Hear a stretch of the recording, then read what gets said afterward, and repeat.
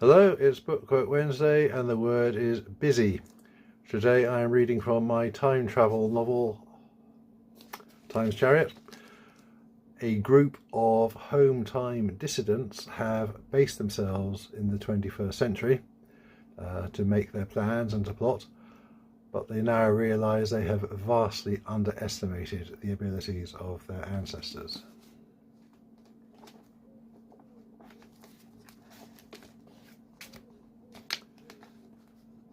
Chapter 22.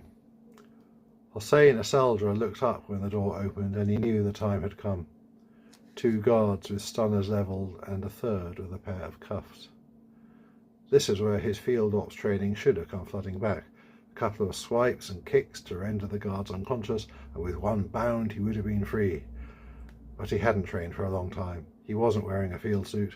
He wasn't even wearing his gel fabric day-to-day clothes, which had been taken away from him and replaced with a simple one-piece boiler suit, and so all he could do was stand up slowly. The chief guard nodded approvingly. "That's right, don't make a fuss, sir. We just want to ask you some questions. Unless you're going to try and bribe us?" He actually sounded hopeful. "Bribe you?" Asalva said in disbelief. "It's just as if someone tries to bribe us, Mr. Carradine routinely offers us the same bribe plus 10%. The guard said. "That's how he deals with all the industrial spies we get sent." "Nice Christmas bonus," one of the others agreed. The soldier snorted. "You've really no idea who or what I am, have you?" "Doesn't matter," the guard said casually, but there was unyielding steel behind the cheerful mask. "Mr. Carradine wants you questioned. Are you coming, or do we drag you?" "I'm coming," Asaldra muttered and stepped forward. They hustled him along narrow corridors and down deep, tight staircases. They were taking him via the servants' route, the network of passages designed to keep the staff invisible in the days when Carradine's home had been the dwelling place of aristocracy. They still served their purpose.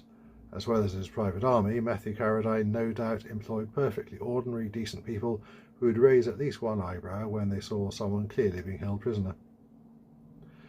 The soldier wasn't sure what to expect at the end of their journey, but he knew it wouldn't match with what his imagination told him it should be, because nothing else had either. He should have woken up in a grimy cell somewhere. He had woken up in a lavishly furnished guest suite. He should have been in some windswept castle, or at the top of a wind-blown creaky tower, or down in a dungeon somewhere. He knew, in the stately home that was the headquarters of Biokar.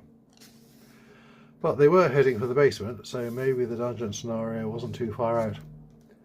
The room they showed him into was just like any well-maintained, antiseptic, brightly lit surgery, with a barrel roof that showed its origins as a wine vault. Bottles and various medical instruments were neatly stored in racks along one wall, and a reclining 3-part chair sat in the middle. Various hypodermics and small ampoules of different coloured liquids were laid out on a tray next to it. In one corner, a man with a video camera was busy taking light readings. A woman in a white coat stood next to the chair, and beside her stood the little man Asaldra had seen back at the hotel, Carradine's assistant. "Good," the man said cheerfully. "Let's begin." "What?" Asaldra swallowed. He had been going to say, "What are you going to do?" but his mouth was dry and the first word came out as a squeak. He tried again and this time got the question out. "We're going to ask you some questions," the woman said. "We're going to ask you a lot of questions," the man said. "Don't worry, it won't hurt and you'll make a full recovery. Interrogation techniques are pretty sophisticated in 2022, even for we bygoners." Asaldra couldn't take his eyes off the chair. On one level, yes, he knew it probably wouldn't hurt. And they probably weren't going to torture him or harm him. They had no need to do so, when the right concoction of pharmaceuticals could get everything he wanted straight out of him. But he was going to be strapped to a chair in a distant underground room and interrogated, and that resonated with enough images in his mind to terrify him. He so badly did not want to go through with this. "I'm not sure there's so much I can tell you," he said. "There does be the joke to that," Alan said, and he nodded at the guards. They seized the soldier by the arms and frog-marched him towards the chair. He was trying hard to remember what field ops were told to do in the event of their ever being captured by bygoners. They had mental blocks installed that prevented them from revealing the existence of the home time under interrogation. But he was going to be asked questions by people who already knew that the home time existed, and he suspected the blocks weren't going to work. His training wasn't going to be any help.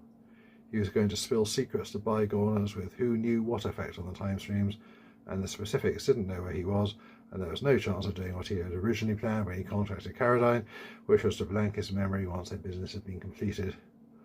"Oh God, help me," he prayed silently, as the hypo touched his skin and the chemicals flooded in.